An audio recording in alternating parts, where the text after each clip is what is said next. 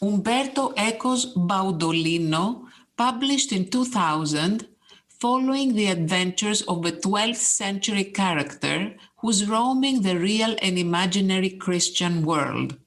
Baudolino from Alessandria, Eco's birthplace, visits Constantinople in 1204 and bumps into Nikitas Choniatis, the prime Byzantine historian of the 12th century. Baudolino's adventures take him through both known and unknown territories, where he encounters not only real characters, but also figments of Eco's fertile imagination, presenting a thoroughly enjoyable narrative for all tiers of audiences. They'll answer questions like, how is Eco's novel written for both well-read scholars and fiction aficionados? What kinds of texts have influenced his narrative? From which eras and traditions? And why is the novel a useful read for Byzantinists and medieval scholars more broadly? I was wondering, so if you could tell us more about the novel, if each of you would like to describe the novel very broadly, very, very broadly, including the effect it had on you a bit in more details, in a sense, to facilitate our conversation. Okay, well, there are some basic things that I'd like to say about this novel. It's an adventurous novel. I mean, you can travel if you read this novel throughout real places and fantastic places. You can meet real people and fantastic people. Some of them are invented by Umberto Eco. Some of them were invented during the centuries.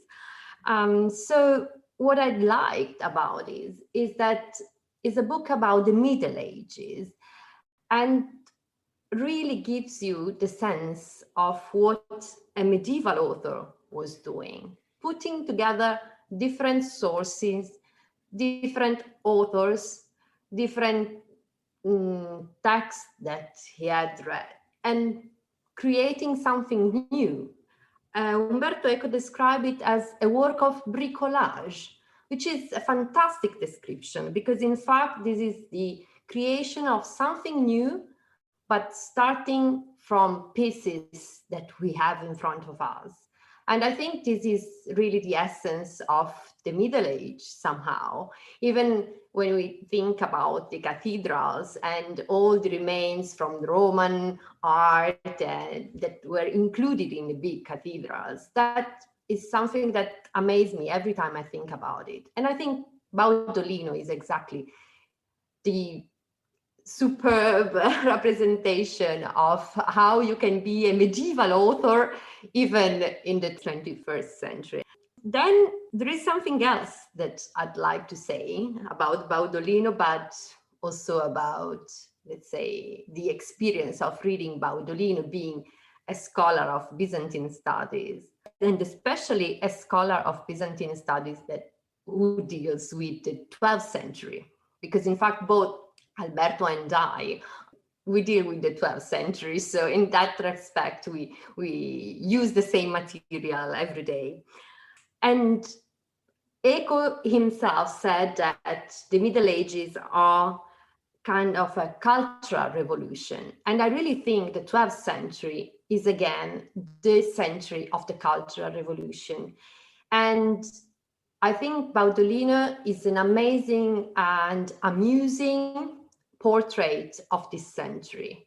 And that's what I loved about it, because it takes into account all the most important people you can meet in the 12th century, both in the East and in the West, both in the Latin realm and in the Byzantine Empire.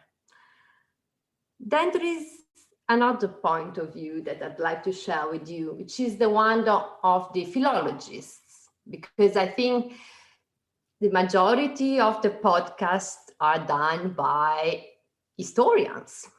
And I love to listen to historians, but there are very few occasions in which you listen to a philologist, because usually philologists do not talk about their studies, or not so much.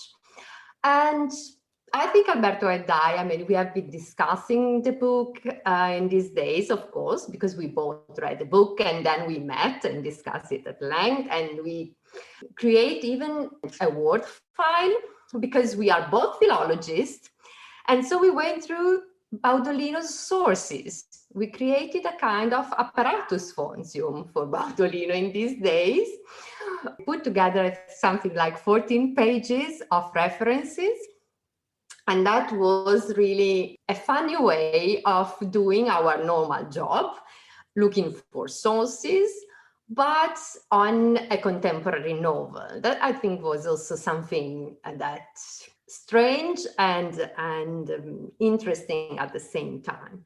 So we read Baudolino first, we enjoyed it. We laughed a lot because it's fantastic.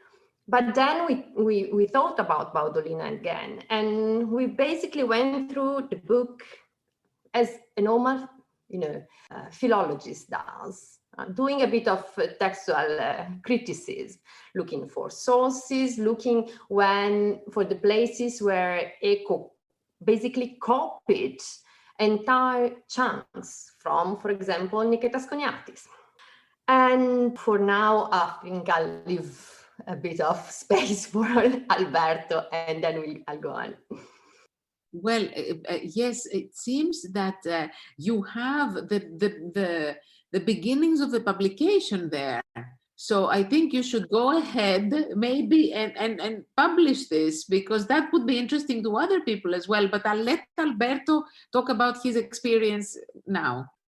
Yes, thank you. I mean, the things that I like the most in Baudolino is the sort of concept of truth and lies, and how those are sort of like intermingled through the whole novel. I mean, Baudolino is a story of a fictional character, but the setting is historical and really, really precise.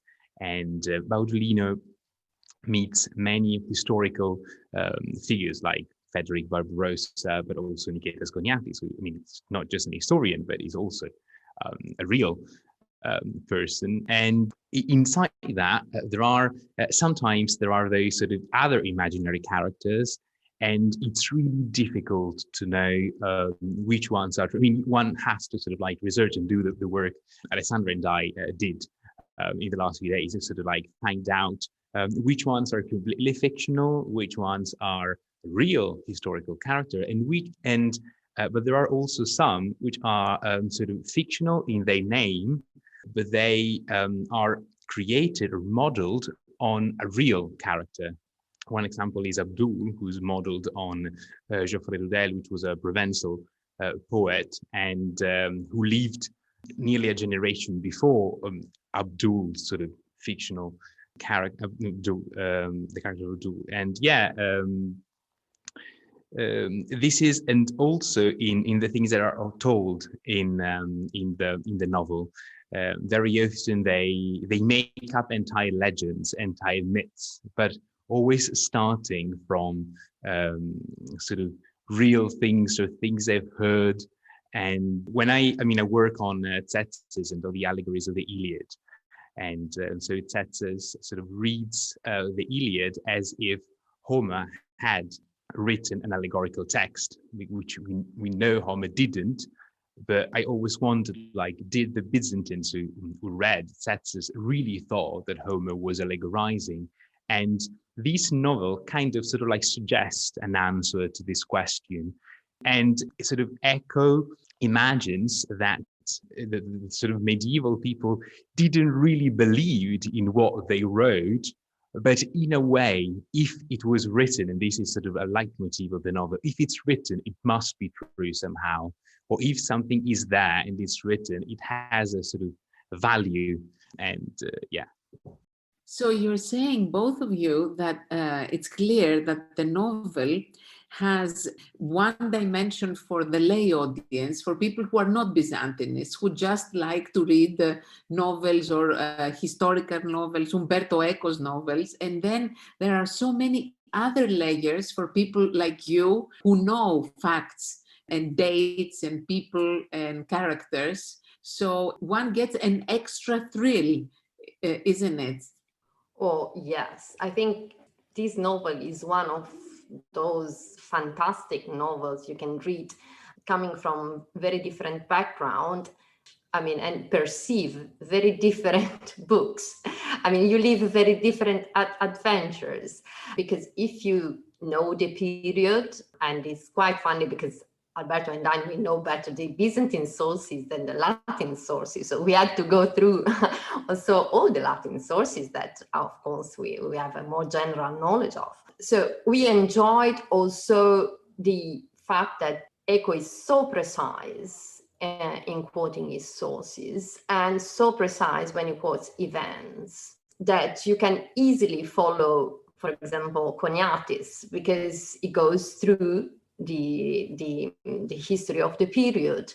If you don't know anything about the period, however, still is an amazing book, because it's plenty of fantastic monsters invented that are very funny. And one of the characteristics of Eco is that he's a very serious scholar. I think in Italy is one of our, we are so proud of having had such a fantastic scholar with a knowledge of the Middle Ages that was superb.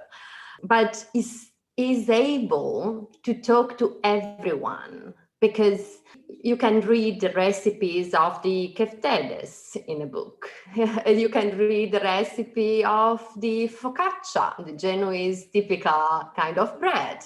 You can read everything about Greek wines.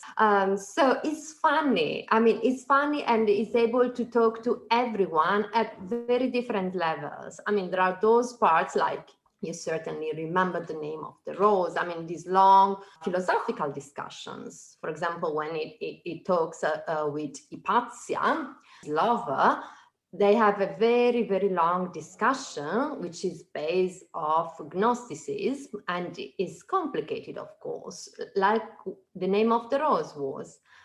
But at the same time, in other parts of the book, I mean, you just laugh. For example, it talks about life in Alexandria. I don't want to offend my fellow Italian, but it's not a big city. Today is not a big city. And when it talks about it, it's quite funny. Or it talks about the fog, for example, because Alexandria is famous for being a very foggy place. Or when he talks about the Genoese, and now I will not offend anyone apart from myself, because I'm Genoese, but it talks about us, and it says, for example, that we are stingy and we love money and we are not very generous.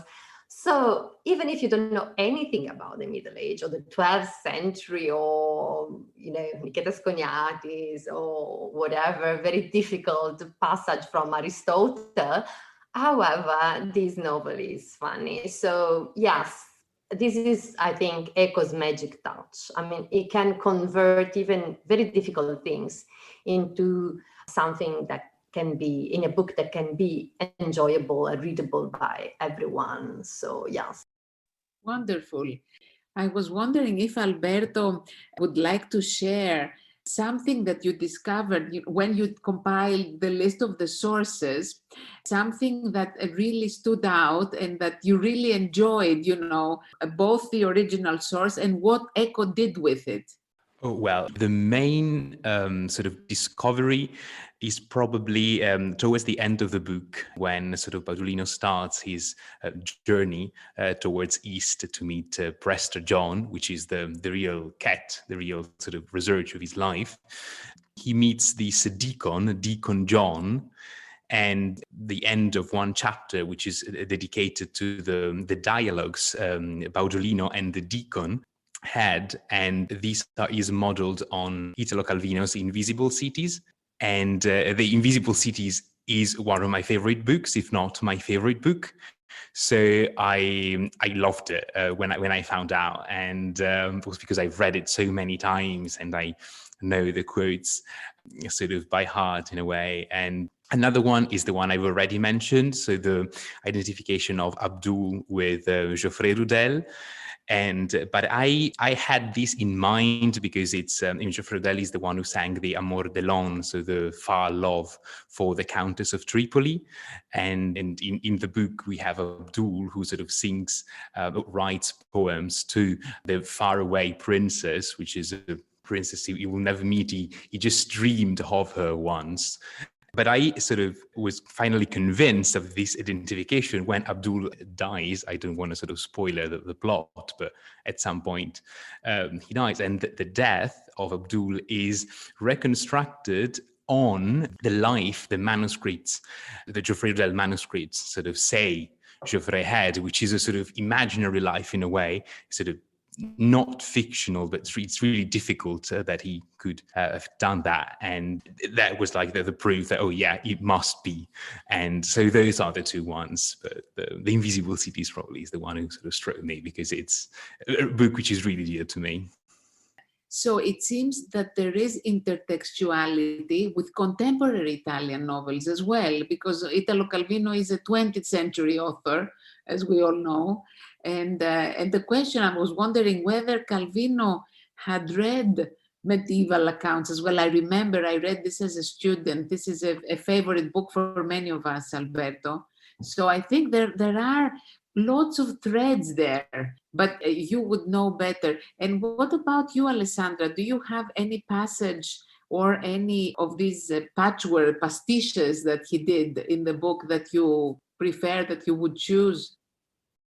Well, yes, because I think Eco is the only scholar in the world who could render heresies something funny. I love that passage when he lists all these different fantastic people Baudolino meets, so this Chiapods, the Blemmi, the Panosians, the Giant, and for each one of them, he identified a different heresy. And actually, it's quite accurate.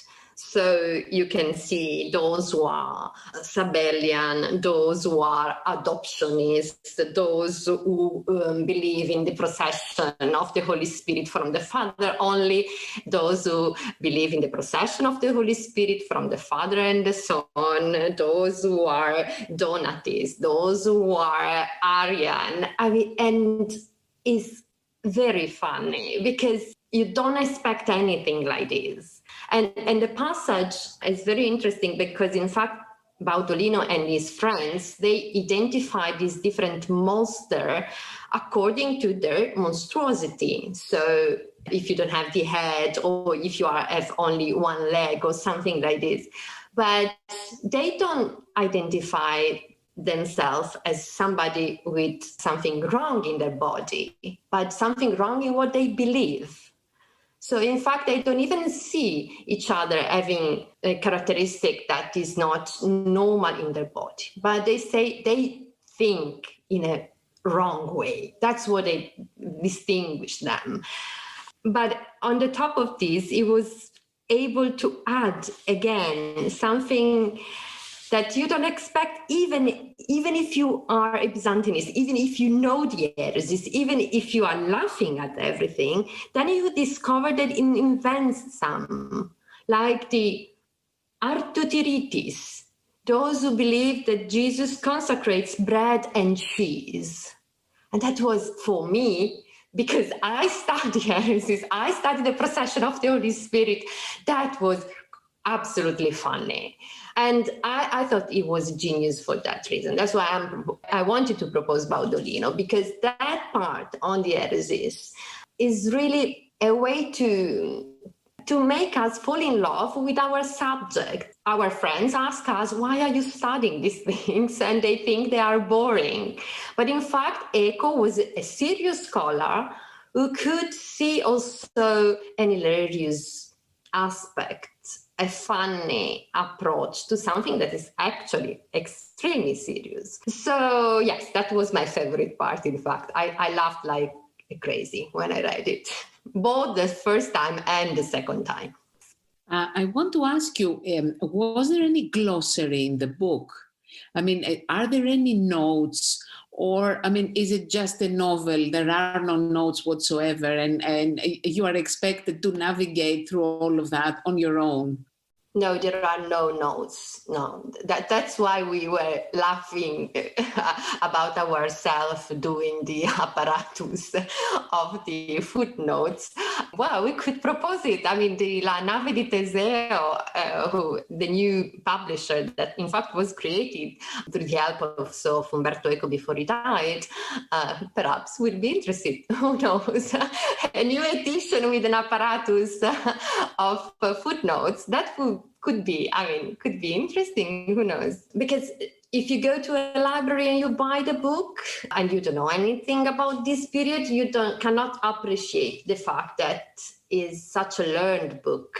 No? You should definitely publish something then. All of this effort, I think, should go into something which would be also related to the reception of Byzantium, wouldn't you say? I mean, the Baudolino is part of the 20th century reception of Byzantium, for sure. Oh, sure.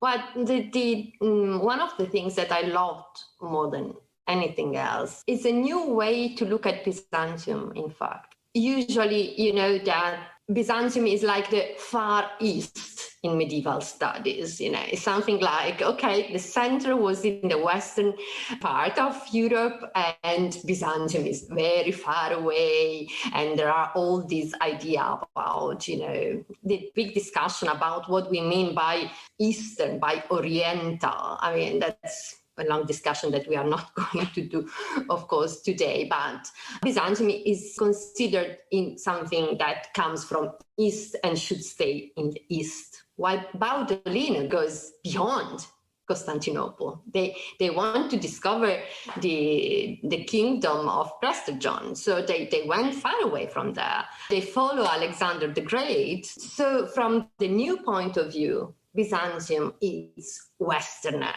is really the West, and is not the East anymore. And I think this is something that we really need, even today.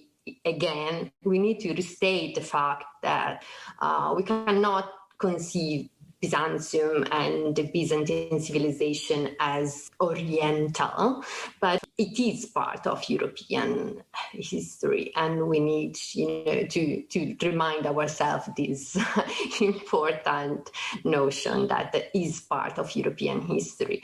And so Baudolino, again, is a way to look at this in a funny way, in an amusing way, but still, restating something that for our studies is very important. Wonderful. I would like to ask Alberto, because you said, Alessandra, that you had conversations, the two of you, about the book. If you noticed during these conversations a different angle that has to do with the age difference that you and Alessandra have, and the fact that you belong to a different historical moment altogether. Oh, I think that I really liked of the book, which is connected to what I said answering your first question. So that I said the sort of relationship between truth and lies. And there's also a great emphasis in this book on utopias and on imagination.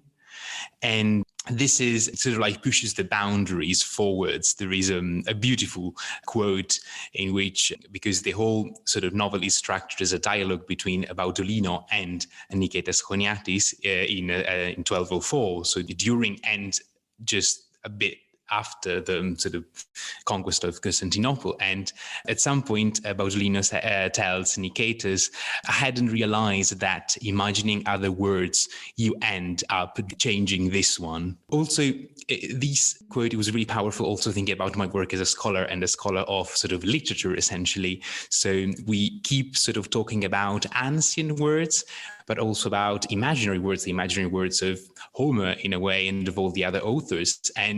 But this has an impact also in our life. And this is something that sort of, I really, really enjoyed in the novel, this sort of like, and also in the passage that Alessandra just mentioned about all the different heresies and how there was a utopia that sort of Eco invented, that all those different heretical people with different beliefs could live in peace all together. They didn't like the fact that they believed in different things, but still there was peace. And it's a way, of creating a new word, imaginary word, and using Eco's words like improving the one we are living in. So maybe after asking you all of these questions, I was wondering if you, both of you, wanted to say something that we haven't discussed yet and that you really wanted to share with our audience. Yes, I mean, just a couple of things. First of all, I mean, it's something that Alessandra already sort of said, and I wanted to sort of stress it in another way. If we look at the book, Constantinople is central. Because as I said before, is set in Constantinople, and it starts from where Baudolino was born, so is in Alessandria in northern Italy, and then it goes up to the eastern land of Deacon John. So, and Constantinople is at the center of this sort of of this word, which is half imaginary and half true, and it brings what the city sort of we study and the Byzantine culture at the center of the medieval world, which as Westerners we tend to sort of like see everything sort of like German, Italy, and sort of more based in Central Europe, but the actual center is a bit more east. So this is one thing that I really liked in the novel, and the other one is the emphasis, especially in the end, on research, which is also connected to the utopia, because doing research is doing utopia. And at some point during the novel, they start to look for the Holy Grail. And in the end, even if they somehow sort of, I don't want to sort of spoiler it, but even if they are close to the solution or to having found it, two of Baudolino's friends say that they still have to sort of like go on and keep sort of doing research and keep looking for the Holy Grail. One of the friends say, I realized this evening that I must not have the sort of grail or give it to anyone, but only keep alive the flame of the search of it, which is what we do in a way with our tradition, with what we study. So we keep alive the flame. Wonderful, wonderful. Thank you very much, Alberto. And you, Alessandra? Well, yes, there is a passage, but a part of the book that I think is very interesting. I mean, you ask us, what is the difference between Alberto and me, according to our age in reading this book? And I think that Alberto is still focusing on his future of research. Well, I'm going to say something about teaching, actually. So probably we have two different approaches now. I mean, researching and giving to the students what we have researched. There is the nice passage about the famous letter of Priest John, but Eco proposes a solution for a passage that is unclear actually in the letter, because there is a word that doesn't mean anything, which is hierarcham, and Baudolino resolved it in the book, dividing into veram arcam, so talking about the Holy Grail again. So I think that we should also use something like this to explain to our students what an edition is, for example. No? When we don't understand words, because during the transmission, there was a mistake. Somebody who copied a book, who copied a manuscript actually, made a mistake, couldn't understand one word. And so we have the production of different variants and mistakes. And I think we should always try to find a nice way to explain the work of a philologist to our student. And an example like this could be something funny, because in those pages, Baudolino explains exactly the fact that the letter was tampered with and was copied in a way that, in fact, was a clear sign of the hand of a new author who changed a bit the text. So is very interesting. And also, in fact, when he talks about the letter, and Frederick asks, what is this letter? True letter or is not? And Baudolino said, well, I put together the membra disiecta. So that's also something that is interesting for us, like the medieval author who puts together different pieces and creates something new, although the pieces are the old one. And I mean, I'm going back to what we said at the beginning of our conversation, but I think it's something very important, especially for Byzantine literature, that somehow some approaches is considered like a repetition of old knowledge. Is not a repetition.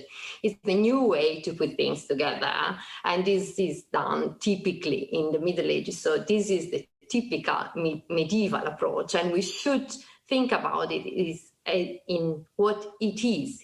This is the medieval approach. It's not something that is similar to what we do now when we create a text. It's something different, but it's something new if we compare with what we do, because it's something different. And Umberto Eco was really, I think, a medieval man in this respect, because he was able to put together all things and to give a new product using bits and pieces from the classical literature, the medieval literature, and also, as we said, the contemporary literature. But also, I mean, all those who studied this text said influences from film, like, I don't know, Mario Monicelli films, or from cartoons. I mean, Umberto Eco was really a person interested in everything, every cultural aspect of our life. So he was really able to put everything together. And that, I think, is something that makes this book, very interesting. Have you ever, Alessandra, used the book? Have you suggested it as recommended it as a reading in one of your classes? I mean, do Byzantinists do that?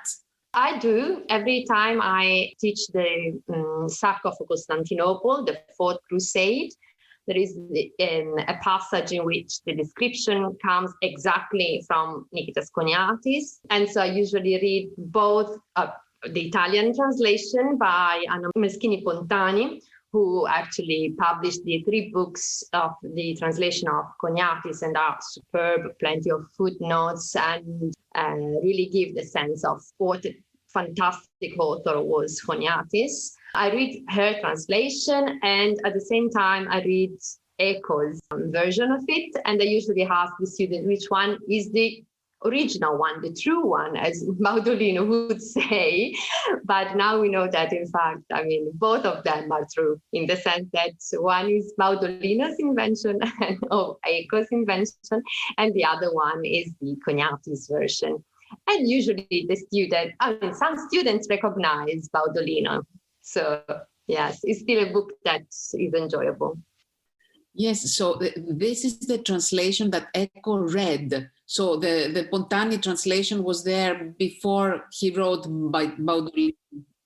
Well, not the 3rd volume, so I'm not sure if they were in contact or something like this, because in fact the 3rd volume was not out, because it came out on 2014.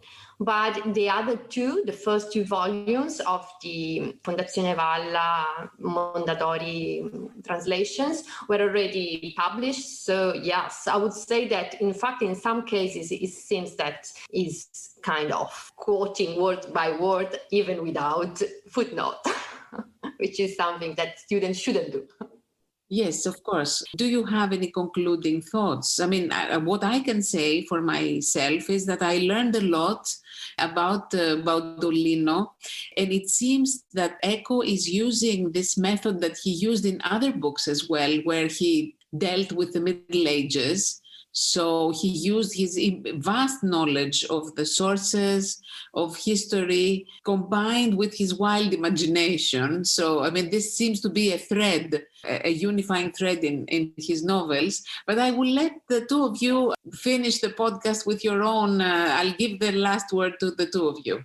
Well, there is one thing that I'd like to say, really, and this is, do read Baudolino, but do read also Choniatis, because reading the two together is amazing. I mean, helps you in approaching Choniatis from a completely different point of view, because we usually read sources because we want to check that the detail we know about the period or about an event or a person or whatever are correct, and we want to create a footnote, and we want to be precise in our references.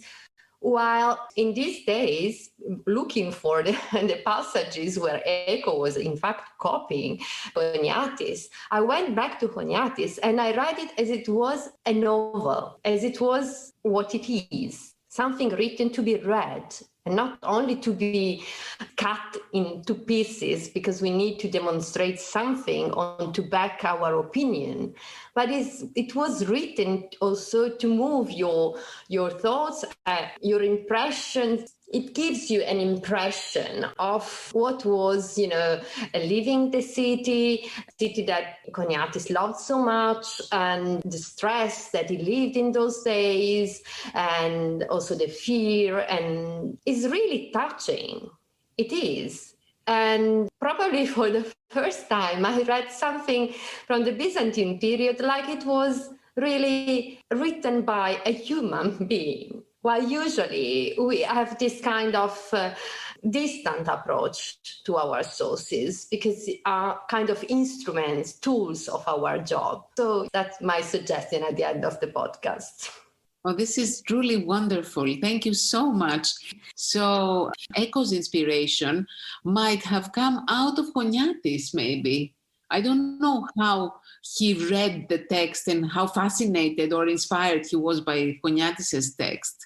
Well, I think he was. I think he was really inspired by Choniatis because, in fact, we discussed also about the fact that every time he talks about Choniatis, he describes Choniatis eating or wanting to eat something, always hungry, always talking about food or things like this, which is probably, well, in fact, when you read Choniatis, you find a lot of passages about food. I was actually thinking that we should put together all of them. But yes, I think Choniatis became the guide of Eco in Constantinople, in fact, also because he describes, when he describes all the fires during the Fourth Crusade. It goes through Constantinople, and Choniatis says that was burned, that the other court neighborhood was burned, and that there were damages here, damages there. So there is a continuous description of the city that I think Eco enjoyed. Yeah, and another thing, in fact, that related to the fact that it's a good description of the 12th century. I think it is also a good description of the fact that the 12th century is in a kind of international century. I mean, people are moving around, are meeting, are talking to each other. The Crusades, well, let's say a good part of the Crusades is that people were moving. So they were meeting, they were, learning about, although in some cases in a traumatic way. And so Baudolino introduced you to the medieval Paris and the philosopher in Paris, and then to medieval Constantinople, to medieval Rome, to medieval Milan, to medieval Alexandria. I mean, you travel around Europe with this book, and that's also very interesting, yes, I think. Wonderful, wonderful. Alberto, would you like to add something? Yeah, I mean, I agree with what Alessandra said. And I would just say that, I also encourage to read Baudolino and to look at it or read it as a fresco of the 12th century, of this beautiful age. And to I think that the most important thing that you get out of the book is the feeling of that age, as also Alessandra said earlier in the conversation. And this is probably the most important thing for a scholar who works in the 12th century, a scholar's work on Byzantium. Thank you both. This was truly fascinating. Thank you.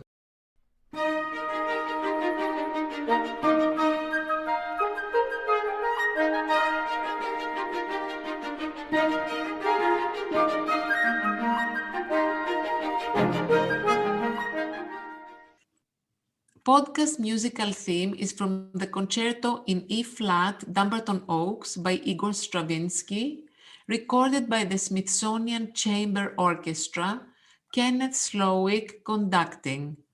As always, thank you for listening, and we hope you join us again in the next episode.